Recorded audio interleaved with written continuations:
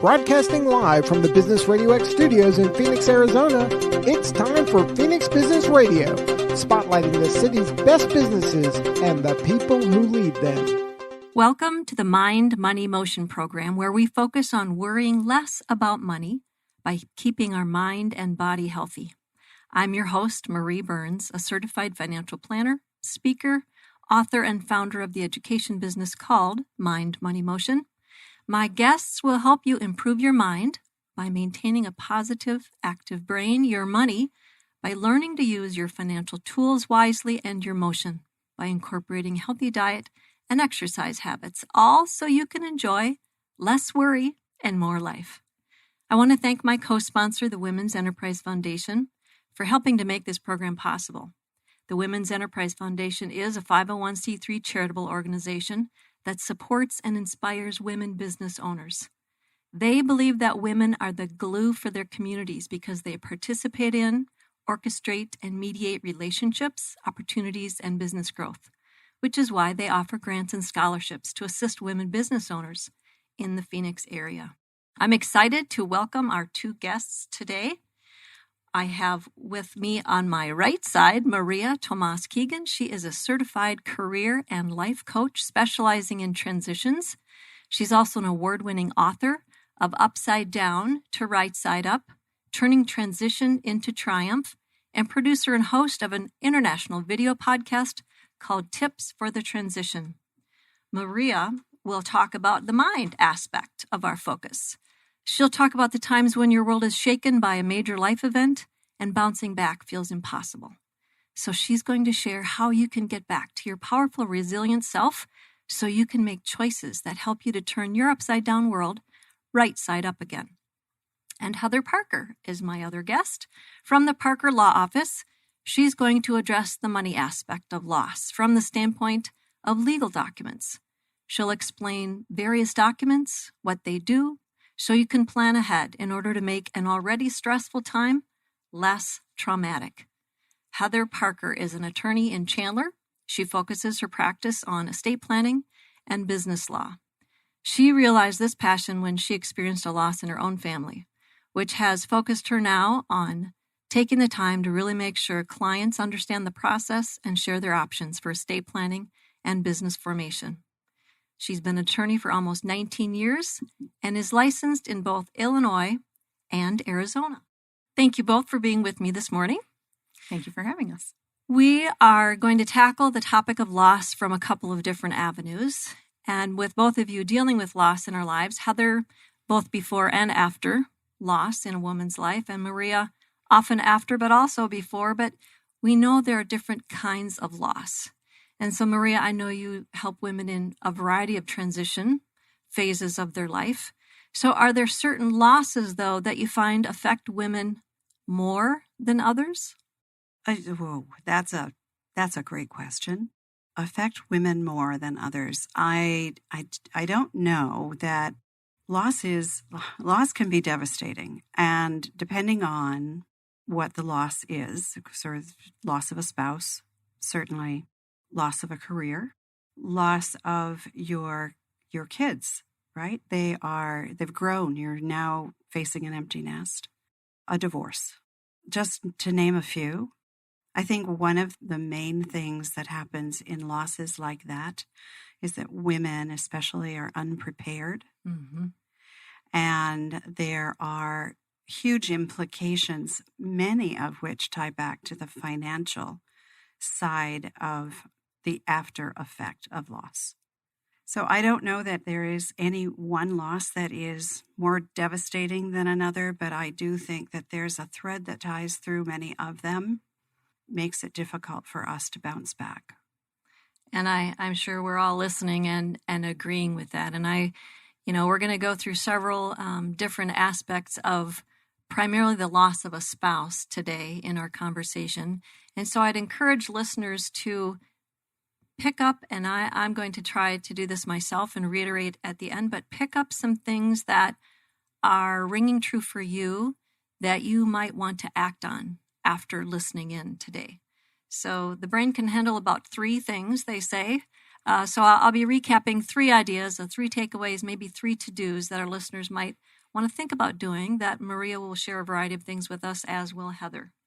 So when we think about potentially losing a spouse, I know the statistic is 60% of Americans die, whichever spouse it is, without having a will in place. And I think often it's partially the reason of why don't people buy life insurance? Because they're afraid if they buy it, they're going to die. It's the same thing with drafting estate planning documents. If we put them in place, we're going to die. It's almost like people are worried they're going to jinx themselves. So for the 40% of Americans that do put something in place, Heather, I would assume that you have to initially talk with them about what are all of the documents and why do they need things like a will or a trust, and maybe first, why is estate planning important in the first place? Well, I think guiding us through the overall concern of loss, which people in general struggle with, regardless of whether or not we realize this is going to happen sometime soon or at any point in the future. And unfortunately, we're all going to have to deal with it at some point. Planning is important because if we don't specifically plan, there is unfortunately a state set plan for us, which we may not enjoy. So for someone who does not put something in place, the laws will come into play, and that will dictate what happens, not only to your assets, but to your family. So planning is important if you want to make sure that things go the way you would like them to go. And part of what I enjoy doing the most is help guiding families through that process so that they're not overwhelmed and scared, and understand that this truly is about making sure that they get to have things shake out the way they would like them to. Not only when there's permanent loss, but also at a time of incapacity, because that's something that's at least as important to discuss when we're talking about planning. You know, that's a really good point. A couple of things came to mind as you were talking about that. One is, it's just like disability. People don't realize we often have life insurance in place for that extreme if you lose someone, but we don't often have the disability side covered. And the statistics are 1 in 4 Americans is going to become disabled before they retire. So the likelihood of you needing something like disability insurance, as an example, is even more significantly likely. So when we compare that to estate planning, it's not just the document that says, what about after I'm gone? It's the documents that talk about, okay, what if I make a trip to the hospital on my way to eventually being gone? That's exactly true. So if we go back to the state will decide for you, every state can have a little different tweak to that pecking order list, if I understand correctly. That's absolutely correct. So in Arizona, give us an idea. Somebody dies without a will, and they have a spouse and or they have adult children. What would that look like with no will? So unfortunately, the initial response is going to be the typical lawyer response, which is it depends. Sure. In general, the initial step is going to be all assets to the spouse. However, if we're dealing with a blended family, that may or may not be the case. So the statutes are segregated if we are dealing with a situation where we've got the spouse who passes, has children from a previous relationship. The division is different. So I would say that while it's important for anyone to have a plan in place, it's even more important for blended families to have a plan in place, because they may or may not be interested in what's going to happen if they don't. So very, very important. Spouses first in general. So if we're dealing with just non-traditional, non-blended family, we've got spouses first step. If there's no surviving spouse, then it's children. And then it goes out from there. We can go back to parents and then siblings and out from there. And this can include half relations as well. So some families that's okay with them, and some families that's not okay. So all the more important as well. It's not only the statutes dictating the hierarchy, but that also comes into play when we're looking at what is a probate case and what does that look like. And each state sets their own threshold for that as well. Sure, which brings us also to the reminder to our listeners that if you drafted documents in one state and moved to become a resident in another state, you may need to have your documents reviewed and or updated, which a lot of times I think people don't always realize. And Maria, as you're listening to this, you know, the statistics of how many don't have anything in place, you've probably worked with women, I'm assuming, in your business that have had a loss and didn't or did have? What's the difference in what you see, how that goes? So the words that come to mind when I'm listening to Heather is peace of mind. Mm-hmm. So the women I work with who don't have plans in place, I suggest strongly that they find some financial advisors and attorneys that can help them put them in place so that they are protected. And peace of mind it can't be underestimated. The value of that. When I'm talking with women who have not yet had the loss, this is an absolute. Unfortunately, sometimes when the loss has already happened, the horse has left the barn, but there are still some things that can be done that she can mitigate some of the issues that may come up. So if they have not experienced the loss, that might be a conversation with what I have learned to call ambiguous loss. They may be a caregiver. They have a spouse, and my mother is in this boat. He's got dementia, so he's gone, but he's not physically gone. Right.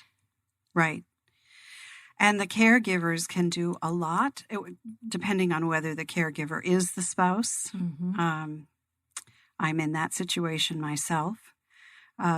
So, preparation is just so important. And it's difficult to prepare mm-hmm. for loss of any kind. It's a hard thing to talk about. It's a hard thing to accept. But the reality is it's going to happen at some point.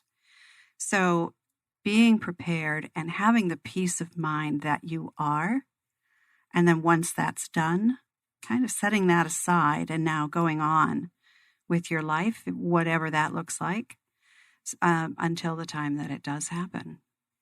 And in all those areas of transition that you were talking about before, Maria, the divorce or job loss, loss of spouse, a whole variety of potential transition areas, those are all times that considering either starting a plan, revising a plan, reconsidering what you did before, those are great times for that, because back to the peace of mind, that may be the one area in their life they can actually grab a hold of and create some peace of mind for themselves while they're trying to manage and deal with the emotions of everything else. Exactly. That's something concrete they could actually do. Yeah, I work with women all the time, just trying to recommend that they take control where they have control to take, because it is a remarkable healer when you can usurp some control over a situation. That's a really strong thing to remember, is life happens to all of us more frequently than we realize. I remember Money Magazine once quoted that the average American experiences one significant unexpected event every 10 years. So then I started counting. And I'm like, mine have come more I'm way frequently above than average. that. I'm apparently an overachiever, because it's like at least 6 that come to mind within 10 right. seconds. Right. Yes. So you can't prevent oftentimes the life happen parts, but there are things you can control. And so that brings us to the documents, which is a whole different lingo in itself, Heather. People are confused and intimidated by legal lingo. And one of the first questions I always get when I'm talking to clients about estate planning or to groups is, do I need a trust? What's the difference between a will and a trust? That's like the key number one confusion, I think, in most folks' brains. So maybe you can define each for us. Sure. That would be great. So we were talking just a few minutes ago about the state's sort of plan for us if we don't have one. So essentially what a will does for us is it supersedes that statute. So we get to indicate who do we want to be in charge of the distribution of our assets. And one of the keys about a will, which may seem obvious, is a will only comes into play when we're not here anymore. So that's an important distinction to make. We're not talking about an incapacity situation. That's something completely different. A will just comes into play when we're not here anymore and we've designated who we want to manage our assets for us and to whom we want them to go. That's the nuts and bolts of it. Mm-hmm. One of the key issues of that is folks need to understand that a will does not stop a probate case. And a probate case is essentially the state's method of overseeing the distribution of someone's assets when they've passed away. And each state sets how much does someone have to have in the way of assets before we're going to trigger a probate case. In general, Arizona says that number is $75,000, $100,000 in equity in real estate if that's all you have in the state as a piece of property. Sounds like a lot of money, but you get there very quickly when you start looking at what kinds of things we're considering when we look at those numbers. So why is that important? Well, it's important because unfortunately, a probate case in this state is a good 6 to 9 month process. And what that means for us is we don't get access to that person's assets until the case is over. So if we have an asset to maintain, like a piece of real estate that perhaps has a mortgage on it, or even there's just taxes, insurance, upkeep, somebody in that family is going to have to figure out a way to absorb those expenses until such time as the case is over. So that's why that is an important distinction from a trust. And when we talk about a trust, there's lots of different types of trusts. But I would say the one that's probably the most prevalent is what's called a living trust, a revocable living trust. That would be something that can be adjusted and changed over time. What that does do, if it's properly, not only properly created, but what we call properly funded, it's essentially like creating another little entity. And we put the assets into the name of that entity over which we are still in control. So it changes nothing about how we use the assets that we put in it. We're still in control of it. We're still entitled to the benefit of those assets. But what it does do is upon the passing of the parties, the trust still exists and the assets are still in it. So when the parties pass, there's very little that's still in their individual name. So little to nothing that should trigger a probate case. So that's one of the many benefits of a trust and a reason why oftentimes people will select that path, because if done correctly, can avoid a probate case, which makes life for the family that's left behind a lot easier to deal with. Heather, that raises a question in my mind about whether a trust overrides the need for a will. That is actually a really good question. It does not. So any clients that I do trusts for, they still get a will. And it's just got a slightly different term for it. We refer to it as a pour-over will. It essentially acts like a little safety net under the trust. So if we think about the trust as setting out what's to happen with our assets, and as a side note, the trust deals with not only what happens when we're not here anymore, but it also addresses how the assets are to be managed in a time of incapacity, which is kind of a double bonus on that. But what happens then is that is to deal with any trust assets. What do we do with assets that didn't make it into the trust or were incorrectly funded? And so now they're still technically in the name of the individual. Well, now we need a will for that. Okay. And what we do is we set it up, like I said, it's called a pour-over will, which means we state any assets that are in my individual name at the time I pass, I pour over into my trust, because my trust is going to have a whole slew of specific terms and conditions that I couldn't put in my will. So we just want to put everything into the trust so that all those terms and conditions apply. So the will has a slightly different approach, but it still exists. Interesting. That's a great safety net. It is. And yet the one thing that I think clients hear when they hear, oh, good, I have a pour-over will, their mind says, oh, good, I don't need to worry about what they call funding the trust, which means retitling your assets into the name of the trust. And their logic is, oh, well, my pour-over will just take care of whatever I didn't. Let's just use your bank accounts as an example. Right. You have a large savings account, let's say, and it's in your name or even joint, and then eventually in one of your names.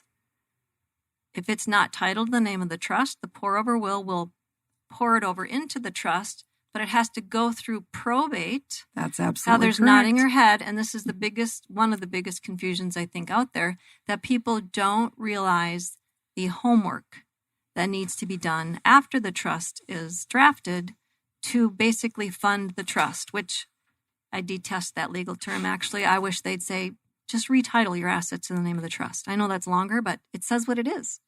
I would agree. Right. That's why I try to make my instructions clear like that and in plain English and not the, quote, legalese that most people are anticipating. But I think also what happens is, when you're signing your documents, it's kind of like signing a mortgage. There's how many papers, how many forms you initialed and signed a gazillion things, and your eyes are glazed over. You're just glad it's done. You're got that off my list.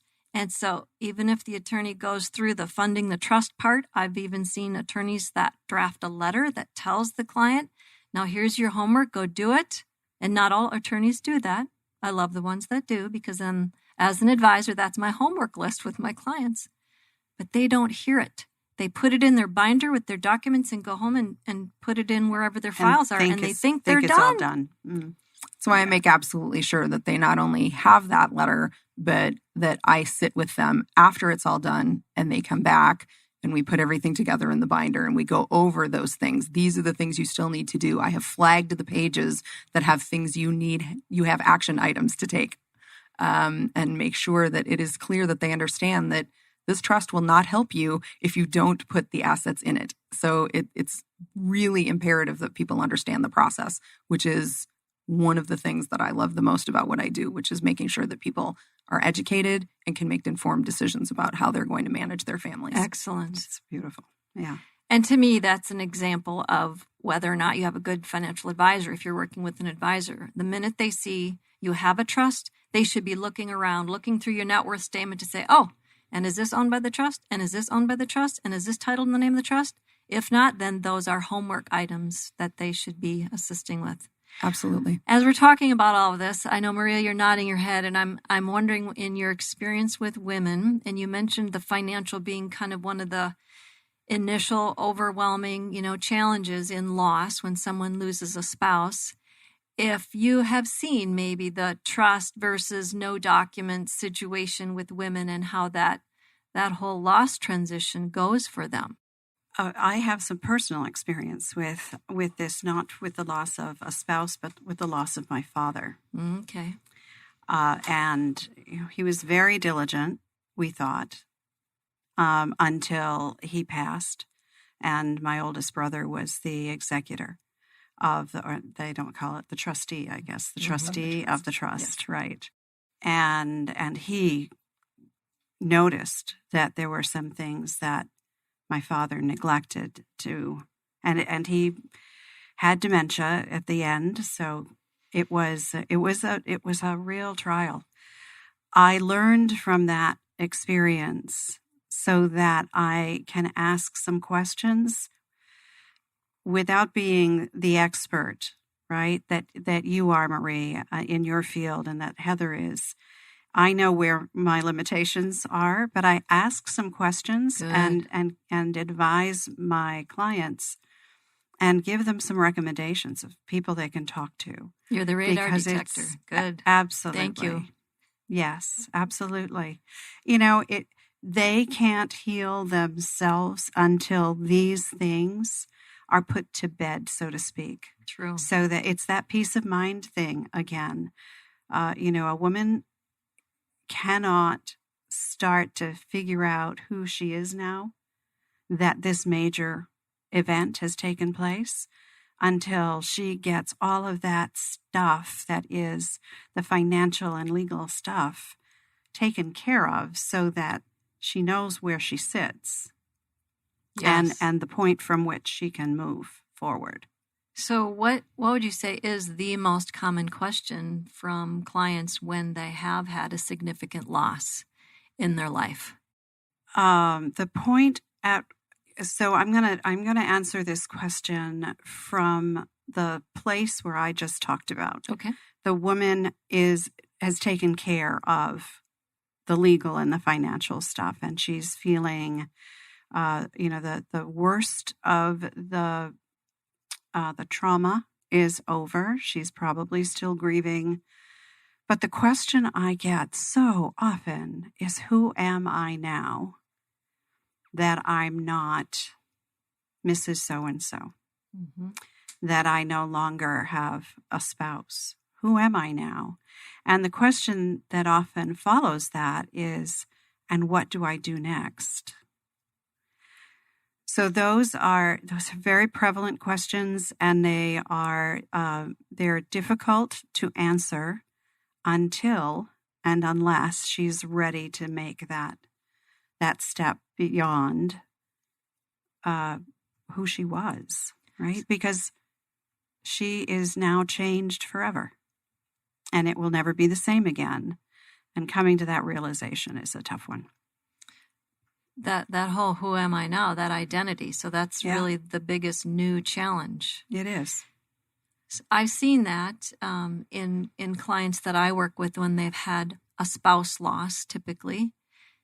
And I almost feel like the process of seeing Heather and updating the documents and working with me on getting their accounts retitled or beneficiaries updated or whatever the financial process is, it's almost helpful and therapeutic to help them feel like they're at least moving forward in some capacity, because that whole identity piece is so hard and can take much longer than the paperwork process.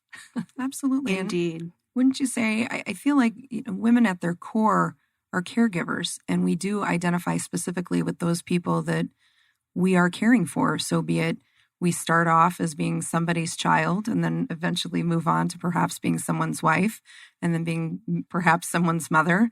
And then when we don't have those identifying parties in our family anymore, or at least as the children grow and they're older and they don't quite need us as much anymore, and then we lose a spouse, we do really have that sort of identity crisis. And who am I if I'm not specifically connected to somebody else? And that process can be truly, truly as much of a grieving process as the loss of the person as well, I would imagine. It is all connected, absolutely all connected. And those roles that you spoke about that we move through in our lives, they're all transitional. Every single one of them. When you move from your parents' home out into college and you're living alone, big transition. Getting married, having your first child, your kids grow up and leave home. All of them are major changing life events that change us profoundly. And often there is a cumulative effect. If we don't deal with those transitional times along the way, then when something, not that any of those are not major, they are, but when a life-changing event like the loss of a spouse, especially when you've been married a long time, happens and you haven't dealt with who you are as your life has changed and evolved from daughter to college student to wife and mother and then empty nester, etc., then knowing what to do next is really hard. And that's what I like to help women with. Do you see that same transition? I would imagine I see this quite a bit. I have to imagine you do as well, that there's that following step, which is potentially becoming a caregiver of your parent or parents as well. Mm-hmm. And then being that place where you're trying to figure out how to take care of them, not only from a transitional standpoint, but from a legal standpoint, that can be problematic. I'm sure it is legally and financially problematic. The other thing I see is that women find themselves in that caregiver role, whether it's for parents or a spouse, and you're grieving through that process as well. That's where the grief starts, and you're grieving for the loss of what was. And even though it's not ended yet, right? It is different. I just got goosies. This is a tough part of the conversation for a lot of women. But you grieve for what used to be. It's like the life I used to have was so much fun and it was so supportive, and then now all of a sudden it's not, and it's different. And I'm grieving what was, but I have to be present for what is. And that's tough, adapting to all of that change while you're going through it on a daily basis. It's tough. I would imagine in grappling with what you anticipated it to be and when it doesn't turn out the way you thought it would. Oh, therein lies a lot of expectations. Oh, yes. my goodness. Yes, the unmet expectations. Yeah. Yeah. The dreams that we used to have, right? Or the dreams or how we thought it would be, our vision of the future. Right. Lots of grieving. And we grieve that loss too. We're getting into the whole caregiving topic, which is actually my whole topic next month. November is National Family Caregiver Month. But I think we have seen women in caregiving roles, and I think it was Rosalind Carter that said, everyone falls into one of 4 categories. You either are a caregiver, were a caregiver, will be a caregiver, or received care yourself. So that topic and the coping tools around it should be of important attention to everyone, because we will all be touched in some way, shape, or form. And I might add a 5th one. Oh, okay. You know a caregiver. Therefore, you need to support Very a good. caregiver. For Very certain. good. And I, it is about the expectations. I have a friend that their son ended up having a spinal injury, changed their entire life. Of course. And so she became the caregiver for a period of time. And I remember one thing she said was, I liked my little life before this happened. Right. And so whether you lose a spouse or have any other loss in your life, it's a lot of the same feelings. So on the what can we do now side of things, Marie, when you are working with women with really any kind of loss, I would assume there are some key skills, techniques, tools that you try to help them be aware of and start to use to help. I'm assuming the biggest challenge is moving through and identifying who am I now. Yeah, but even before you get there, the very first thing, it doesn't matter what kind of transition my clients are going through, and they vary widely. The very first thing I recommend they do is create their trusted advisor board. I call it my personal board of directors. A couple of my clients like to call it their band of angels. These are people that we surround ourselves with, like you, Marie, and you, Heather, right? And as our needs change and we no longer need the financial or legal advice, you guys might get replaced on the board with someone else who meets a different need as time goes on. So this is a dynamic group of people who are trusted advisors who, when we are not able to make clear decisions for ourselves, or we're out of our zone of genius and we need some advice from a professional, those are the kinds of people we need to have on our personal board of directors. And as I said, it's a dynamic board, and the people on it change as our needs change. So as a woman gets past this part of needing financial and legal advice, and now you guys are on a maintenance mode for them kind of thing, she may then move into okay, now what do I do about the who am I now? And she may need a different set of people to help support that and help keep her accountable to moving through that process. I love the recognition that it's wisest, if possible, to surround yourself with this board, this group of angels, this tribe, we're creatures of community as women, as a previous guest of mine had shared, before you actually need them. Or each other. I mean, we all need to do this so that when you are not emotionally able to think clearly, because that brain fog is a reality. It's a physiological thing that happens. Right. Where I just think of a door in the middle of your brain where emotions are on one side, logic is on the other side, and when emotion fills up, slams the door and the logic is gone. You're just not engaged there anymore. So your board, your tribe, your band of angels would be around you to help you weather through that. Right. And thinking very carefully about who's on that board. A lot of my clients say, oh, I have a really good friend who's that for me. And I just have to challenge her that that's putting a whole lot of stress on one person. And does your friend have in her bag of tricks the ability to give you financial advice, legal advice, real estate advice, and whatever else the advice might be? Mm-hmm. The answer is almost always no.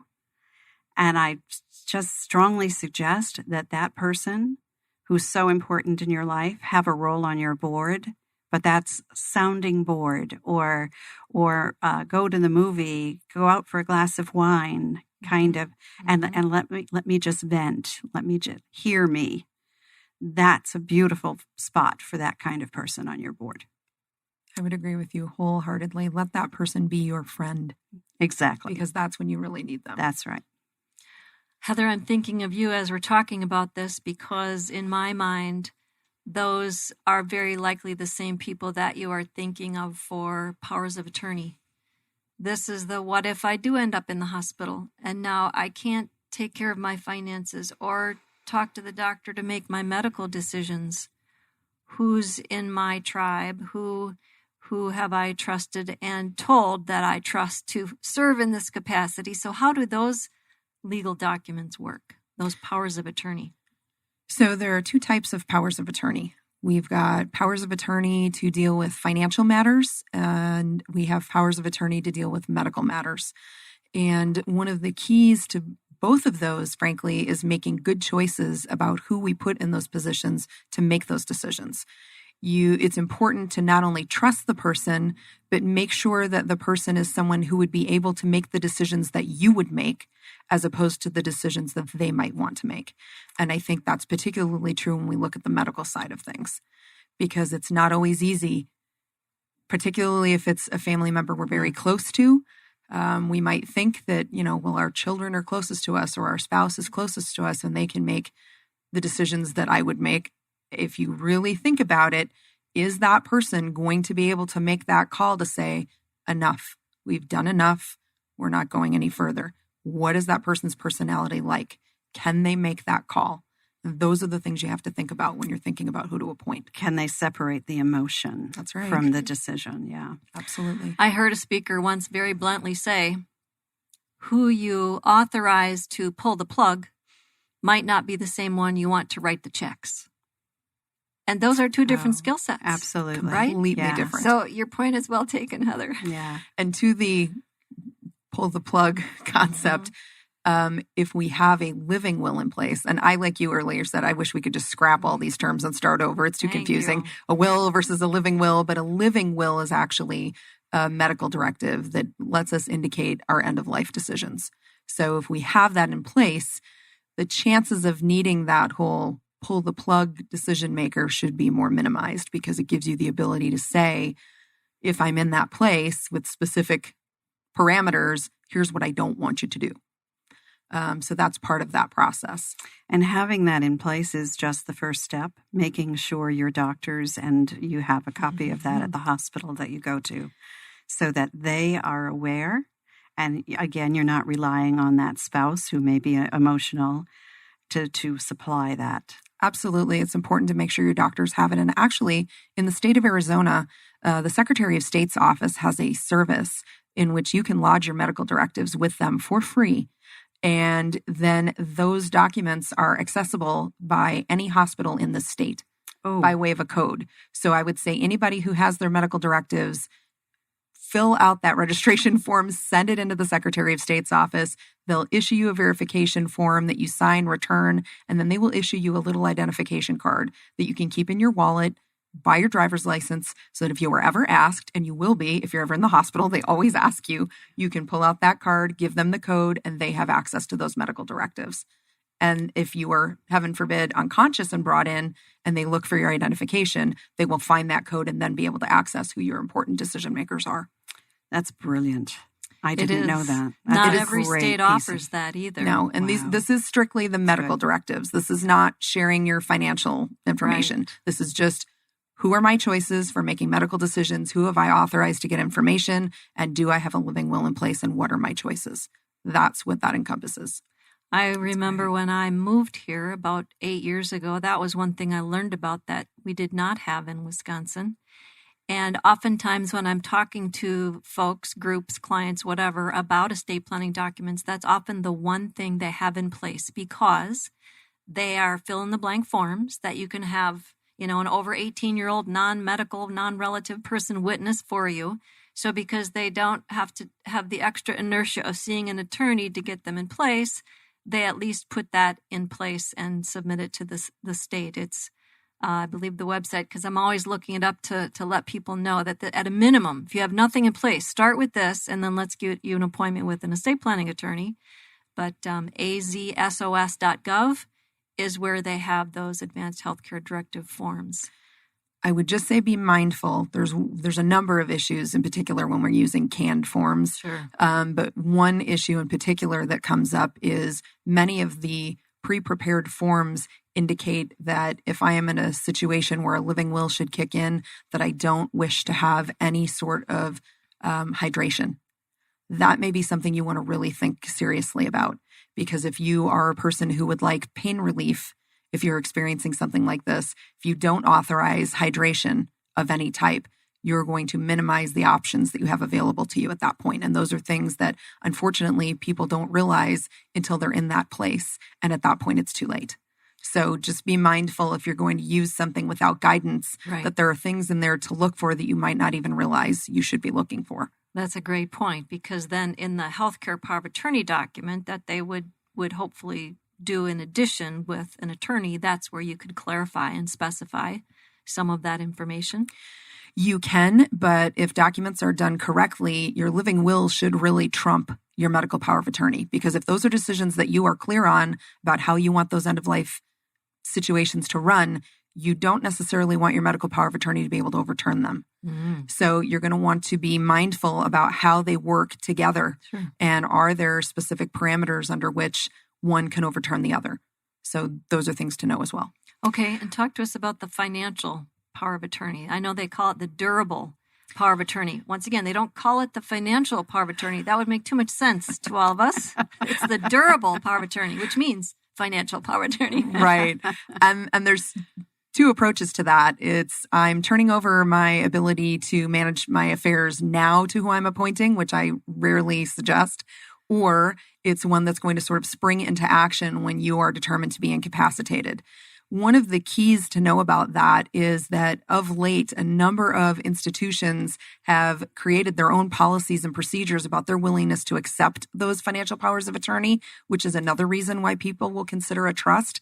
Because if your financial power of attorney is not accepted at the time it is presented, then we're in that same problem situation again, because the party is incapacitated. They can't sign anything new.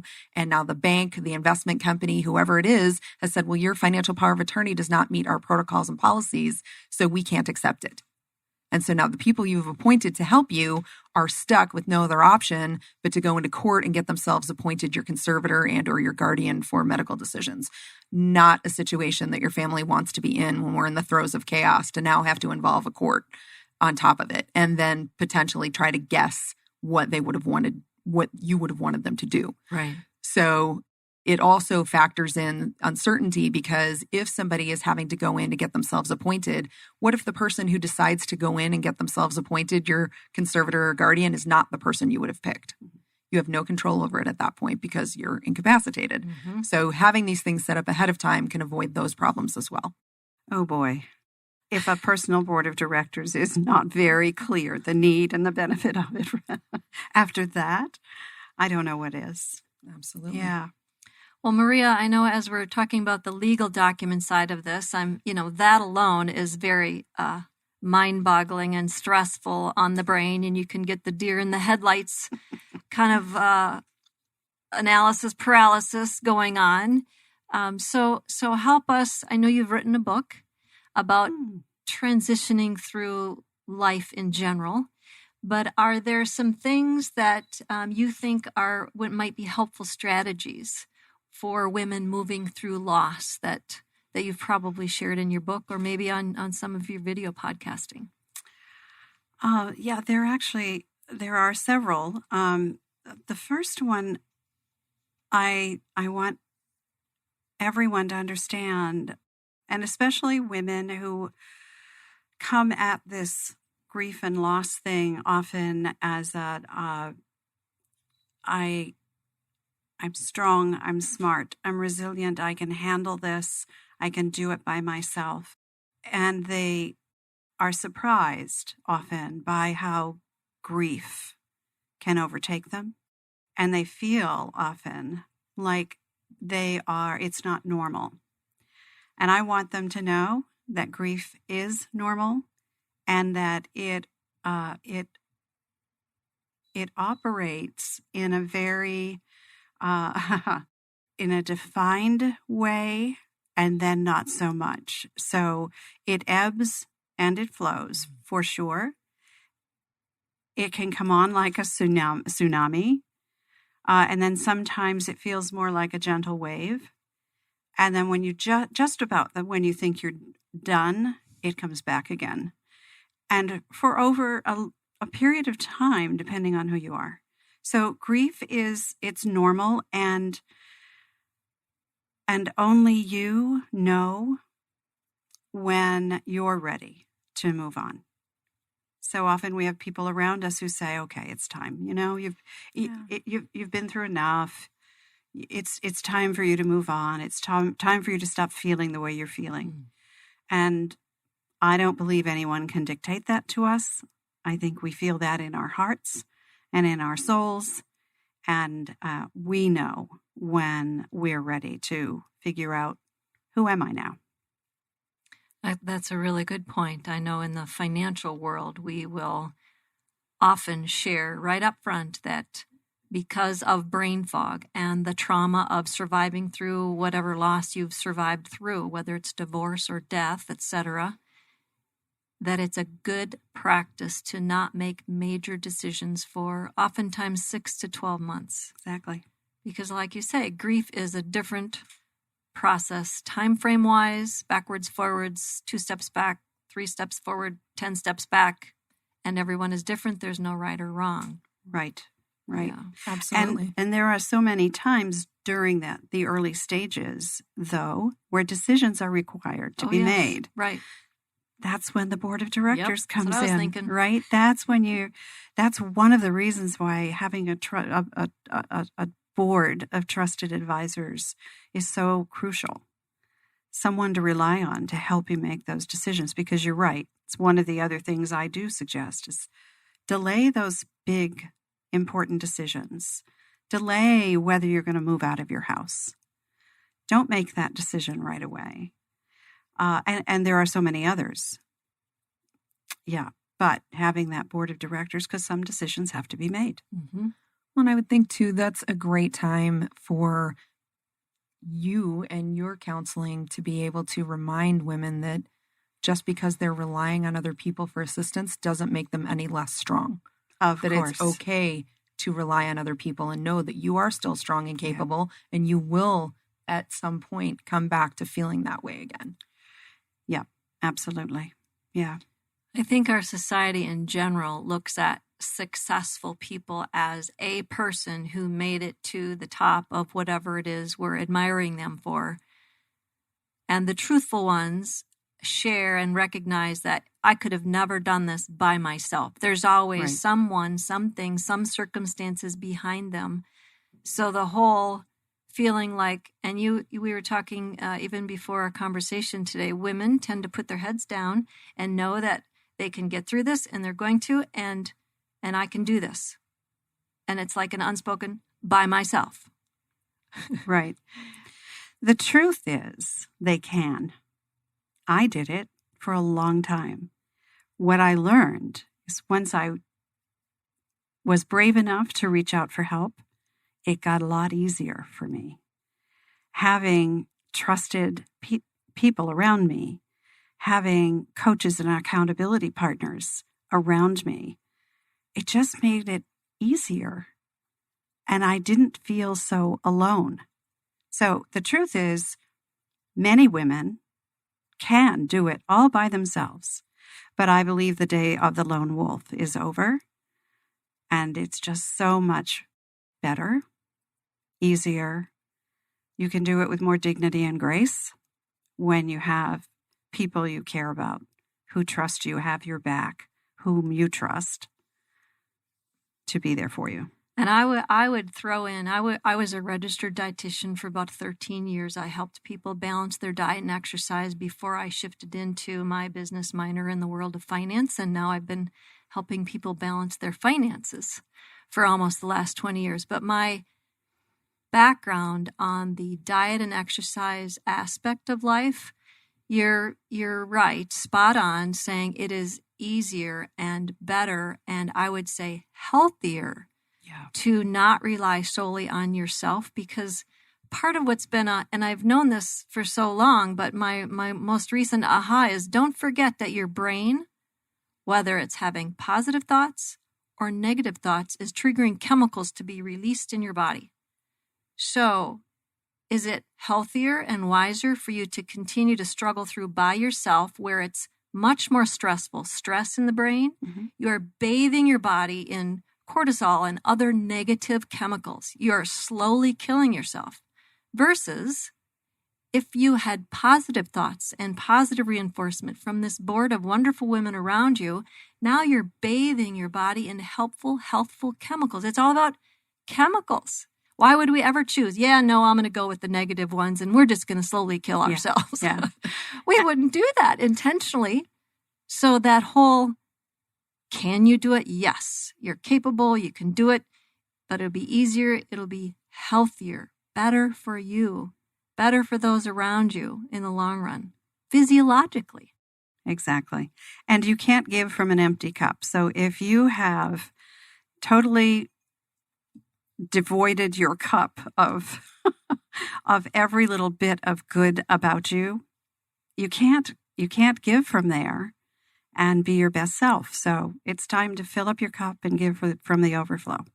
Very good. Absolutely, because likelihood is if you're suffering loss, you have some other family members around you who are probably looking to you for some support as well. You bet. And so when you've got that empty cup, you can't be that caregiver to your other family members that you probably desperately want to be. Amen to that. It's that whole, don't you hate when cliches are so right? If mama ain't happy, ain't nobody happy. It's the truth. Absolutely. And what's the one from the airline? Put your mask on first, right? Yeah. Oh, yes. Put your own mask on first before you help somebody else. So you got to fill your cup. That says it all. Absolutely.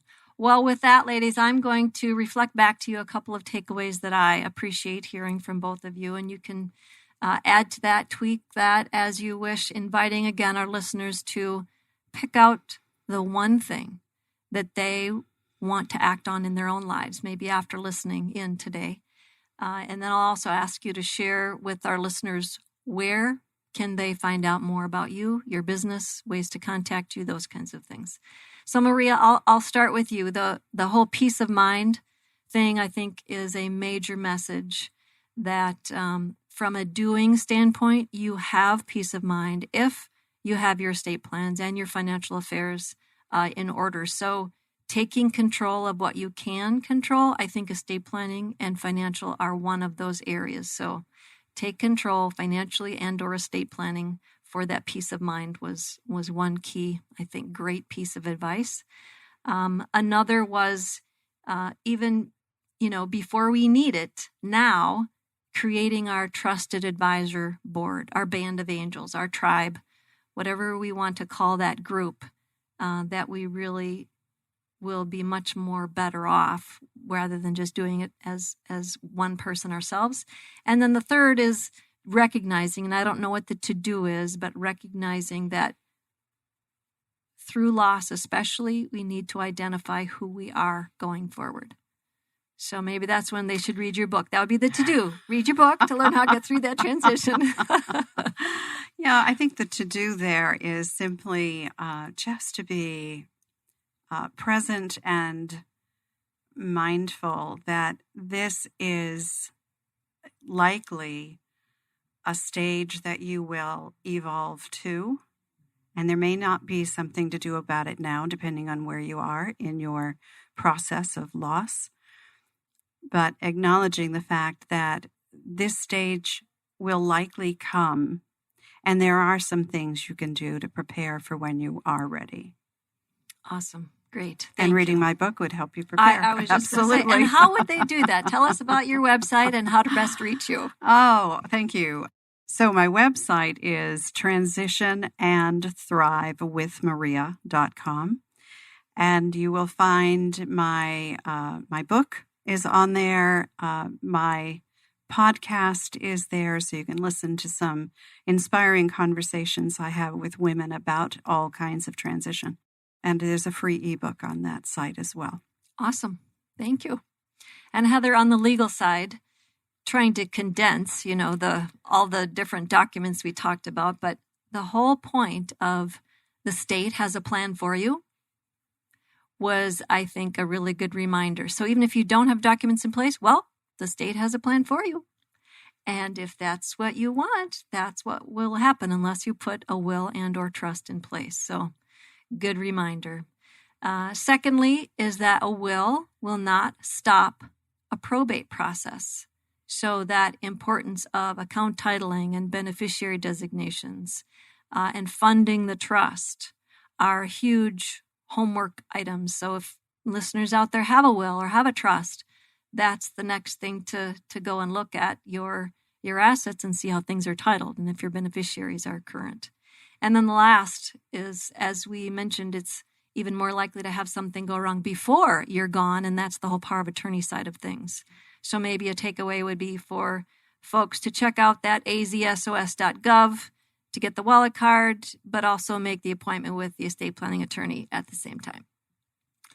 I would agree. I think the overall theme is communication and planning. There needs to be an overall true plan, not just with documents, but with your family. You can have an estate plan in place, but if you don't have those conversations with your family and let them know what you want and what you don't want and how they need to use the plan when it's time to put it into action, it's going to be of little use.